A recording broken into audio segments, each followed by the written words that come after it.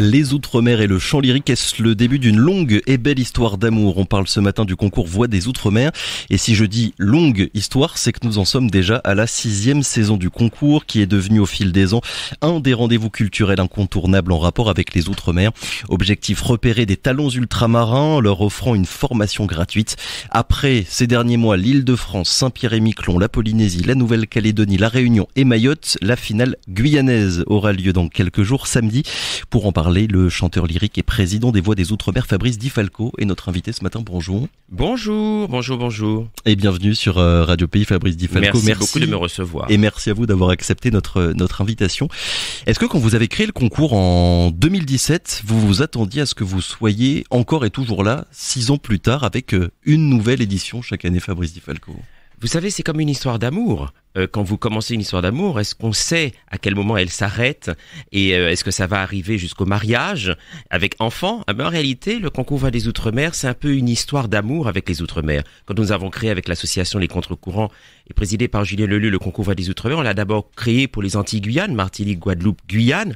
Et d'année en année, on a rajouté des territoires et des régions et des pays d'Outre-mer. Et c'est vrai qu'on en est à notre 6e année. Et ce qui m'hallucine, c'est qu'en ces 6 années, on a gardé contact avec la totalité des candidats finalistes. Je parle bien des candidats finalistes, oui, car dans chaque territoire, il y a 10 candidats finalistes. Il y a toujours une personne qui va à l'Opéra de Paris représenter son territoire ou son pays, mais on a quand même gardé des groupes WhatsApp depuis toutes ces éditions et on a des nouvelles, aussi bien des candidats guyanais finalistes que des candidats lauréats. On les suit, on leur permet d'avoir aussi des masterclass autres que le concours Voix des Outre-mer. On les inscrit d'ailleurs aussi dans d'autres formations de masterclass avec l'opéra. Donc en fait, si vous voulez, c'est une belle aventure, c'est une vraie famille. On parlera justement dans quelques minutes, Fabrice Di Falco, de tout cet accompagnement qu'il y a pour les candidats et pour les lauréats. Ça va, vous n'êtes pas trop fatigué là? On en parlait juste avant d'entrer en studio. Vous faites quand même le tour des milliers de kilomètres chaque année pour organiser ce concours. C'est pas trop crevant à organiser? Alors écoutez, ce qui est plus difficile en réalité à organiser, c'est de toujours que nos partenaires soient fidèles, oui, toujours que nos partenaires soient toujours au rendez-vous avec nous. Comment dirais-je? Donc si vous voulez, après faire des kilomètres, là je viens de rentrer de Mayotte, après la finale Mayotte, précédemment la finale Réunion, mais c'est, je crois, tous ces kilomètres finalement ne nous séparent pas tous les Outre-mer, parce que nous avons réussi à faire que ce soit une seule et même famille.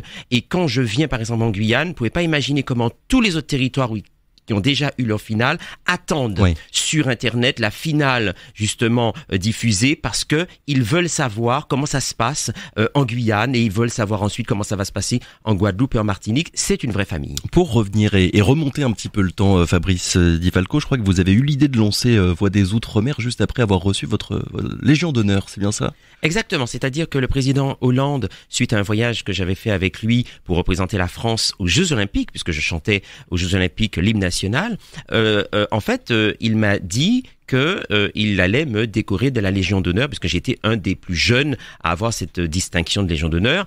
Et puis en discutant avec le président Hollande, je me suis dit, mais écoutez, vous venez je dirais, de sacrer toute une carrière que j'ai fait et que je continue en tant que chanteur d'opéra. Et puis dans la discussion, je me suis rendu compte qu'il fallait que je puisse aider tous les Outre-mer, non seulement pas les Martiniquais, mais tous les Outre-mer, à réaliser le rêve que je continue à réaliser déjà depuis plus de 30 ans. C'est-à-dire avoir des personnes qui croient en nous, des personnes non seulement qui nous donnent gratuitement des cours de chant, mais qui aussi nous coachent mentalement et physiquement afin que nous puissions aller sur scène, réussir des concours, et puis se rencontrer des professionnels, avoir des avis, et entrer dans des conservatoires, que ce soit en région ou au national. Et l'idée de ce concours a été vraiment que je puisse rendre tout ce que la Terre m'avait donné, c'est-à-dire remercier simplement la vie de m'avoir permis de rencontrer les bonnes personnes au bon moment, qui ont pu ouvrir les portes. Maintenant, c'est un peu moi, le parrain des Voix des Outre-mer. J'ouvre et je défonce les portes pour mes filleuls. Est-ce que justement, vous nous avez parlé des partenaires il y a quelques minutes, Fabrice Di Falco. Est-ce que quand vous comparez la situation d'il y a 6 ans à celle d'aujourd'hui, vous constatez que le concours commence déjà à gagner en connaissance, on va dire, auprès de tout le monde? Et est-ce que c'est plus facile qu'avant finalement d'arriver à motiver des personnes, de vous soutenir financièrement aussi, parce que... Alors en fait, si vous voulez, les personnes qui nous soutiennent financièrement depuis le début, si vous voulez, continue, évidemment, mais d'autres personnes qui étaient partenaires arrêtent, non pas parce qu'ils n'aiment plus le concours, mais parce que le contrat est fait pour tant d'années, donc ils sont obligés d'arrêter. Et donc, on est toujours à la recherche de nouveaux partenaires, et donc toujours un partenaire qui soit privé ou public qui aide le concours. En réalité, son argent au partenaire, il voit où il va. Ce sont des formations gratuites aux candidats sur plusieurs mois. C'est faire venir le candidat ou la candidate à l'Opéra de Paris qui ne paye ni son billet, ni son repas, ni son hôtel, qui va voir des spectacles pendant son séjour à Paris, à l'Opéra Bastille, Garnier, à l'Opéra Comique, qui rencontre des autres professionnels. Donc, l'impact, il est direct. Ah ben c'est direct. Et on arrive à voir directement ce qui se passe. C'est ça. C'est-à-dire qu'à partir du moment où un partenaire met de l'argent, moi, en tant que président des Voix des Outre-mer, je tiens à ce qu'il puisse voir tout de suite que c'est pas du pipeau, c'est pas sur un dossier, c'est de la réalité. Quand on voit par exemple que Véronica Nugent est venue brillamment à l'Opéra de Paris représenter la Guyane et que cet été on lui a permis de faire une masterclass en hexagone pour qu'elle puisse continuer, on veut aussi détecter, comme on a fait avec Véronica Nugent, professionnalisée, puisqu'elle est devenue la professeure référente du concours Voix des Outre-mer ici, parce que aussi mon but est que dans tous les Outre-mer, nos professeurs référents de chant puissent être des gens des Outre-mer. Parce que c'est ça aussi qui est important, c'est que quand des jeunes voient une Guyanaise professeure référente, ben évidemment c'est quelqu'un qui lui ressemble, c'est quelqu'un de la même culture. Quand les Martiniquais me voient, ils comprennent mieux, entre guillemets, parce qu'ils viendront plus facilement, parce qu'ils se disent c'est un mec de chez nous qui parle opéra. C'est ouf. On s'y associe évidemment beaucoup plus facilement. Je crois que cette année, Fabrice Di Falco, vous avez dépassé la barre des 1000 inscriptions. Est-ce qu'il y a à chaque nouvelle édition de plus en plus de monde qui participe et surtout des profils aussi de plus en plus différents? Parce que le but aussi du concours, à la base, on va le rappeler, c'est quand même de donner une chance à des personnes qui, à cause de l'éloignement, l'accès difficile, on en parle à chaque fois, notamment au conservatoire, n'ont parfois même pas l'idée de se dire « Tiens, je pourrais tenter ma chance et j'ai peut-être un talent dans ce domaine-là ». Évidemment, le concours Voix des Outre-mer est un concours qui est destiné à toutes les personnes qui aiment chanter. Tous les styles musicaux, que de la musique traditionnelle, de la pop, du jazz, de la soul music, de l'opéra ou pas d'opéra, c'est un concours Voix des Outre-mer, concours de voix. On n'a pas besoin d'écouter de la musique classique depuis sa naissance. Non, pas du tout. Au contraire, je dirais que justement, le fait, combien de candidats on a eu ici en Guyane qui ne sont pas au conservatoire de Guyane? Emeline Daribo qui était pas au conservatoire de Guyane, comment dirais-je, Thomas Custodio qui justement a représenté la Guyane à l'Opéra de Paris, il n'était pas élève du conservatoire. Justement, ce qui est intéressant dans tous les Outre-mer et principalement quand il y a un conservatoire comme ici en Guyane, c'est de permettre à des personnes qui seraient jamais rentrées au conservatoire de Guyane d'assister à des masterclass, d'y participer gratuitement et de rencontrer des candidats qui sont au conservatoire. Car en réalité, le conservatoire, c'est pour tout le monde.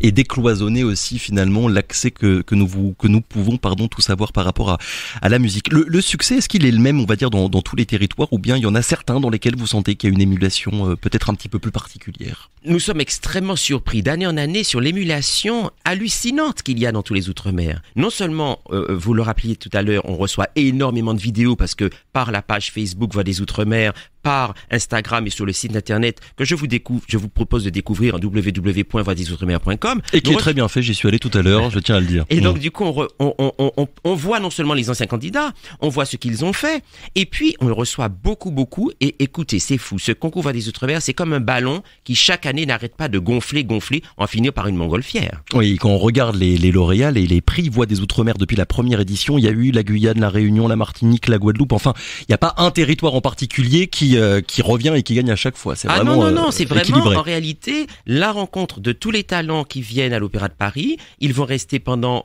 15 jours à l'Opéra, par exemple en février avec moi, et puis 23 février à l'Opéra National de Paris, on entendra la personne qui représentera la Guyane, mais aussi on essaie de faire des ponts. Par exemple, tout à l'heure je vous disais en coulisses que Thomas Custodio, qui a représenté la finale nationale et a représenté la Guyane, on l'a fait venir avec la jeune guadeloupéenne Gustave Di Duflo en Martinique dans le cadre du festival Filao, pour que Thomas Custodio, qui représente la Guyane, Clara Duflo, qui représente la Guadeloupe, soit dans le festival Filao pour qu'il y ait cette famille anti-Guyane. Oui, et qu'il y ait des liens finalement entre tous les candidats et que ça ne soit pas qu'un concours où tout le monde est concurrent les uns par rapport aux autres. Exactement. Ouais. Et ce qui est extraordinaire, je vous invite à l'Opéra de Paris à venir parce qu'en fait, quand l'océan Indien arrive avec Mayotte Réunion, quand l'océan Atlantique arrive avec Saint-Pierre-et-Miquelon, Guyane, Guadeloupe, Martinique, et que l'océan Pacifique arrive avec Wallis et Futuna,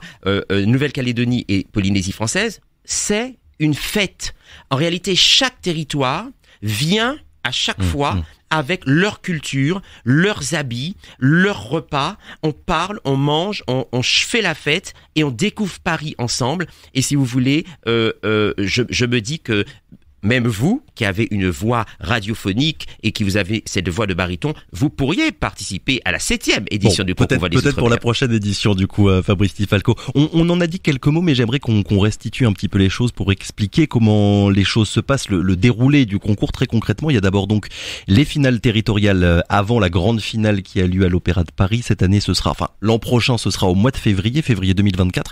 Et donc, il y a un candidat par territoire qui est sélectionné pour aller défendre ses chances à Paris, en fait. Exactement. C'est-à-dire que c'est ça. C'est-à-dire que nous recevons beaucoup de vidéos. Le comité Voix des Outre-mer se rassemble avec Richard Martet, qui est justement le président du concours et qui est quand même une sommité à l'Opéra de Paris, puisque c'est le rédacteur en chef d'Opéra Magazine. Et donc, ils se retrouvent à écouter toutes les vidéos et ils vont en choisir une 12-13 vidéos. 12-13 vidéos. Ensuite, on va dire aux candidats sélectionnés qu'ils vont avoir plusieurs mois de gratuité et de formation. Et puis, quelques jours avant la finale, je vais arriver avec mon équipe parisienne pour justement, en collaboration avec notre professeure référente Véronica Nugent au conservatoire, travailler avec les 10-12 candidats pour savoir que les 12 doivent avoir le niveau pour aller à Paris. Pour moi, les 12 candidats ont leur chance. Je ne vais jamais dans un territoire en me disant cette personne a plus de chance parce qu'elle est au conservatoire ou cette personne a moins de chance. Non, pour moi, j'essaye pendant ces jours de masterclass qui sont au conservatoire, justement, pour que tout le monde, pour que samedi soir, les 12 candidats soient exceptionnels et que les membres du jury puissent se dire mais vraiment, mais qui va y aller? J'aime pas les concours où on se dit déjà qui va y aller parce qu'il vient de tel et tel prof ou de tel... Non, réellement la vie est un hasard, la vie est un jeu, et quand on est sur scène, vous pouvez être excellent en masterclass, puis le jour J, vous savez pas pourquoi ça marche pas. Ouais. Racontez-nous là. Excusez-moi, voilà, j'ai la voix qui grince un petit peu ce matin. Je vais en prendre juste après cette interview. On est à quelques jours de la finale guyanaise. Racontez-nous un petit peu, ça se passe comment là avec les candidats. Vous faites quoi avec eux pour les préparer? Parce que vous l'avez dit, il y en a certains qui ont une formation musicale et d'autres qui n'en ont absolument pas. Exactement. C'est-à-dire que à partir du moment où on arrive sur le territoire ici en Guyane, notre professeure référente, qui est du coup une ancienne lauréate du concours Voix des Outre-mer, donc qui connaît les aventures, qui connaît l'histoire, qui justement aime tous les styles de musique, prépare ses candidats pendant plusieurs semaines. Et maintenant, cette semaine, nous allons travailler d'un commun accord avec elle pour que les candidats puissent rigoler, se détendre. Je vais leur raconter mon expérience en tant que chanteur d'opéra, essayer de trouver tout ce qui pourrait aider à ce qu'ils puissent, si vous voulez, de mieux en mieux chanter, de plus en plus se libérer. La voix est une liberté. Et puis, dans une ambiance extrêmement familiale, afin qu'il n'y ait pas de rivaux, afin qu'il n'y ait aucune rivalité, justement, mais qu'il y ait plutôt des personnes qui, de la même manière que des potes, des copains et copines décident d'aller faire du foot, et qu'il n'y a pas de rivalité, tout le monde, on va faire comme les Jeux Olympiques du lyrique, on va se retrouver et pour passer une très bonne soirée. Donc c'est un peu ça. Il y a aussi le coaching mental qui est très important, car je coach comme un sportif. Je ne coach pas que comme un chanteur d'opéra. J'ai eu la chance moi-même d'être coaché vraiment comme un sportif de haut niveau. Et donc si vous voulez, pour moi, il y a le corps qui est votre instrument, il y a votre voix qui est le plus, et puis il y a le mental qui est votre ordinateur. Et en tout cela, c'est ça qui fait que Marie-Laure Garnier a été la première lauréate du concours Voix des Outre-mer. Nous l'avons présentée, comment dirais-je, dans d'autres concours qu'elle a brillé. Et regardez, quand je l'ai proposé aux victoires de la musique classique, elle a gagné les victoires de la musique classique parce qu'on l'a coachée dans tout, même dans sa tenue. Et le 14 juillet, où j'avais demandé à Stéphane Bern de la recevoir pour représenter la France et donc la Guyane pour son fameux sublime Summertime de Gershwin. Marie-Laure qu'on retrouve dans quelques jours en Guadeloupe et en Martinique, puisqu'elle va chanter le rôle principal de Carmen. Oui, Marie-Laure Garnier qu'on suit régulièrement ici sur Radio Pays pour donner un petit peu de ses nouvelles de sa carrière qui ne fait que commencer et qui est déjà quand même assez incroyable. C'est quoi une bonne voix, une belle voix, Fabrice Di Falco? Une belle voix et une bonne voix est exactement, si vous voulez, comme un bon fruit. Tous les fruits de Guyane sont délicieux. Après, qu'est-ce qui va faire la différence? C'est la présentation. Quand vous allez dans un marché, vous allez aller vers telle marchande ou tel marchand, simplement parce que c'est la présentation des fruits. Et tous les fruits sont bons, ils viennent sur la même terre guyanaise. Donc en réalité, la plus belle des voix, c'est la personne qui saura se présenter. On dit souvent dans un concours que à partir du moment où vous allez entrer sur scène, vous êtes déjà dans votre présentation. Dans les autres territoires, nous avons eu Miss Réunion dans notre jury, Miss Nouvelle-Calédonie, Miss Tahiti. Là, on aurait pu avoir Miss Guyane, mais Miss Guyane actuellement est avec les autres candidates. Oui, elles sont occupées en ce moment. Elles sont très occupées, mais vous voyez le parallèle que je veux faire entre Mister Guyane et Miss Guyane, c'est la même chose. Simplement, c'est que la présentation est essentielle, la façon dont de l'élocution est essentielle. Il n'y a pas que la voix. Il y a toute une chose qui fait que pour avoir une belle voix, en fait, je pense que nous avons tous une belle voix. Il faut simplement trouver le bon chemin. Et la belle voix, VOIE, qui vous emmène justement sur la voie qui va vous permettre d'être simplement vous-même. Ça vous est déjà arrivé, Fabrice Di Falco, depuis le lancement du concours, finalement, de découvrir une voix? Au début, d'avoir quelqu'un en vous disant, bon, j'ai pas l'impression que ce soit incroyable, et au fur et à mesure, finalement, des échanges que vous avez pu avoir avec cet homme ou cette femme-là, vous vous êtes rendu compte, finalement, qu'il y avait un vrai trésor qui était caché dans ses cordes vocales. Exactement, je peux prendre deux personnes de la Guyane. Emeline Daribo n'était pas du tout habituée à l'opéra, elle n'était pas élève au conservatoire. Je me souviens de sa première rencontre au conservatoire, et elle me disait, voilà, je ne sais pas qu'est-ce que je fais là, je vais même, je crois, abandonner. Et elle a commencé à travailler avec Jacques Fourou, qui était à l'époque le professeur référent et qui est toujours professeur de chant au conservatoire. Et donc petit à petit, voilà une fille qui a surpris tout le monde parce qu'elle a débuté en tant qu'autodidacte. Et elle s'est retrouvée quand même à représenter la Guyane à l'Opéra de Paris. Oui. Et puis il y a un autre candidat assez exceptionnel, c'est Mathieu Pierre Olgens, qui lui aussi est ténor et qui a commencé avec une voix de ténor au concours Voix des Outre-mer et qui a chaque année à représenter, le concours, parce qu'il s'est dit les masterclass sont gratuites, donc ça me fait une formation. Et figurez-vous qu'à force d'acharnement, il a représenté finalement la Guyane à l'Opéra de Paris. Et l'année dernière, il a dit j'ai représenté la Guyane à l'Opéra de Paris, j'ai envie de le retourner. Il est revenu avec une voix de contre-ténor. Pour les auditeurs, la voix de contre-ténor est une voix qui rappelle celle des castrats à l'époque baroque. Donc, vous voyez, il y a des candidats comme ça qui se révèlent alors qu'au début, on n'aurait jamais imaginé que Emeline Daribo allait représenter la Guyane à l'Opéra de Paris et que Mathieu Pierre Olgens aurait une voix de ténor, une voix de contre-ténor. Alors, Fabrice Di Falco, c'est quelque chose qui est souvent dit, mais j'aimerais qu'on en dise quelques mots. Voix des Outre-mer, ça n'est pas qu'un concours, puisqu'il y a tout un accompagnement qui est fait notamment par l'association Les Contre-Courants, qui est présent avec nous dans les studios en ce moment même. Voilà, un accompagnement pour ne pas que les candidats et les lauréats soient livrés à eux-mêmes, entre guillemets. Très concrètement, qu'est-ce qui est fait justement pour les accompagner, Fabrice Di Falco? Alors pour moi, c'est essentiel que tous les finalistes de Guyane, pour moi, doivent être accompagnés en fonction de leur projet. Oui. Et ça, c'est très important. Quelquefois, il y a des candidats qui passent le concours juste pour une expérience. Ils n'attendent pas d'aller à Paris, ils n'attendent pas de rentrer dans un conservatoire, donc ça, c'est un cas. Il y a le deuxième cas, comme justement Véronica Nugent, qui voulait se professionnaliser. Donc nous avons permis à Véronica de faire des masterclass gratuites en dehors du concours Voix des Outre-mer, et là, mettre les deux mains dans notre professorat, puisqu'elle est maintenant devenue professeure référente. Thomas Custodio, qui a quitté la Guyane, on l'a fait entrer au conservatoire d'Issy-les-Moulineaux, nous payons ses cours et son année scolaire au conservatoire d'Issy-les-Moulineaux, et on lui permet de faire d'autres masterclass avec d'autres participants des Voix des Outre-mer. Donc en fait, si vous voulez, chaque participant, chaque finaliste ou chaque gagnant, en fonction de son projet, nous l'aidons à le réaliser, parce que ce qui est plus important pour nous avec l'association Les Contre-Courants, c'est que nous aidions aussi bien les finalistes que le gagnant. Parce que pour moi, le jour où vous gagnez, ça ne veut pas dire que vous étiez le meilleur aujourd'hui. Oui. Mais les autres candidats... C'est pas un aboutissement. Soi, non, parce qu'on les met aussi dans des concerts Voix des Outre-mer, on les met dans des productions. L'année dernière, on avait fait les Contes d'Hoffmann, on avait fait venir, un Guyanais venir, chanter dans les Contes d'Hoffmann. Cette année, c'est Carmen. Si vous voulez, on essaye aussi bien avec les masterclass offertes que leur proposer de payer des masterclass dans d'autres concours. On les incite, le directeur de l'Opéra de Paris, monsieur Alexander Neff, à donner un cours privé à Thomas Custodio. C'est quand même pas rien. D'ailleurs, le directeur de l'Opéra de Paris a donné un cours privé avec Jeff Cohen, ici en Guyane, sous ma demande. Et quand Thomas Custodio est venu à l'Opéra de Paris et qu'il a revu Alexander Neff, il a compris Thomas Custodio, que c'était quand même le grand Manitou, le grand maître qui lui avait donné un cours de chant. Donc si vous voulez, on essaye, et j'essaye par mes connexions et mes contacts, de permettre l'accessibilité à des personnes influentes, donner du temps gratuitement à nos voix des Outre-mer. Mais justement, Fabrice Di Falco, puisque vous en parlez là, quand on voit depuis ces dernières années qu'il y a Voix des Outre-mer, votre concours, le programme aussi Opéra en Guyane lancé par l'Opéra de Paris, c'est la saison 2 cette année, on voit quand même et on constate que les choses bougent et que ce qui pouvait sembler inaccessible il y a encore quelques années, c'est en train de changer. Est-ce que vous observez petit à petit, à votre échelle, Fabrice Di Falco, que le regard, on va dire, du monde, de la musique classique, le chant lyrique, l'opéra, il est en train de changer finalement sur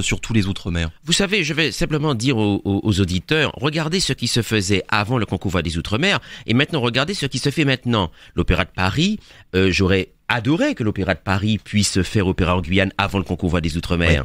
Ouais. L'Opéra de Paris a fait Opéra en Guyane quand il a été mis dans, je dirais, l'aventure Voix des Outre-mer, et quand l'Opéra de Paris a constaté que les voix des Outre-mer, et notamment en Guyane, fonctionnaient. Je me souviens encore de cette très belle discussion avec le directeur où il a constaté, alors qu'il venait à peine d'arriver, que son prédécesseur avait ouvert l'Opéra de Paris aux voix des Outre-mer et que lui, avec une fidélité, une honnêteté, a continué l'aventure et il nous en a parlé d'Opéra en Guyane. Donc je suis content qu'au début, Opéra en Guyane était quand même très basé sur la danse, hein, oui. Puisque c'était très basé sur la danse, c'était très basé, si vous voulez, sur les décors, et l'Opéra de Paris, en voyant dans sa maison des Guyanais comme Marie-Laure Garnier, comme Éline Daribo, comme Thomas Custodio, comme Véronique Nugent, comme Pierre Holgens, qui y avait des personnes, ils se sont dit, nous allons pour la danse, oui.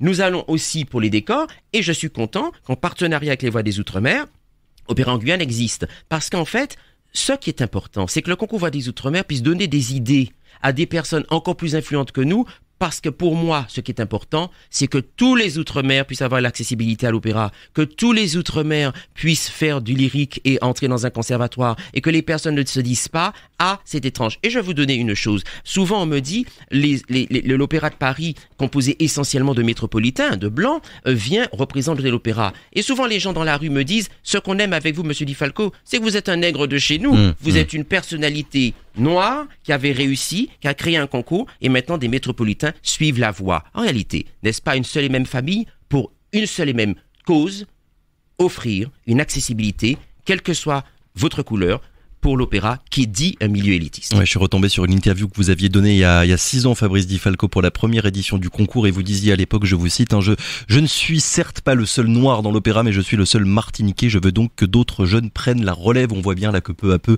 on est en Guyane, on a parlé de Marie-Laure Garnier, mais la relève, elle est là, et il y en a de plus en plus. Merci beaucoup d'avoir été avec nous ce matin. Merci, je vous donne rendez-vous samedi soir. Voilà, justement, vous anticipez sur ma dernière question, comment ça se passe? Il y a des auditeurs qui nous écoutent, c'est où, c'est à quelle heure? Alors, en fait, si vous voulez, c'est simple, c'est au conservatoire, donc, ici de la Guyane, à la salle de l'EPCC. C'est entrée libre sur réservation sur le site voixdesoutre-mer.com. Vous pouvez aller aussi sur nos pages Instagram ou sur les pages Facebook. C'est le 25 novembre à 19h. Et donc, vous êtes tous les bienvenus, parce que je le rappelle aussi, tous nos concerts sont gratuits. Tous nos concours sont gratuits, donc le public est libre, il faut simplement qu'il réserve. Et puis je suis, en masterclass toutes les après-midi au conservatoire. Donc s'il y a des personnes qui aiment chanter, qui se sont pas présentées au concours Voix des Outre-mer, mais qui veulent simplement venir me rencontrer et me chanter un chant au conservatoire, ils sont les bienvenus, parce que pour moi l'accessibilité c'est vraiment pour tous. Je n'arrête pas de le rappeler, c'est vraiment pour tous, parce que je me sens aussi guyanais que polynésien, que martiniquais, que guadeloupéen, parce qu'en fait, vous pouvez pas imaginer, dans ce concours Voix des Outre-mer, je me suis rendu compte que c'est une force énorme, c'est la rencontre des 3 océans, où nous avons tous une force puissante qui montre à la France qu'on pourrait tous Outre-mer les mains serrées, pouvoir, comment dirais-je, nous faire de plus en plus respecter. On terminera sur ces mots. Merci beaucoup Fabrice Di Falco d'avoir été avec nous ce matin. Aucune raison donc, chers auditeurs, de ne pas aller à cette finale territoriale Guyane qui sera samedi. Merci encore d'avoir été avec nous ce matin. Très bonne journée. Merci.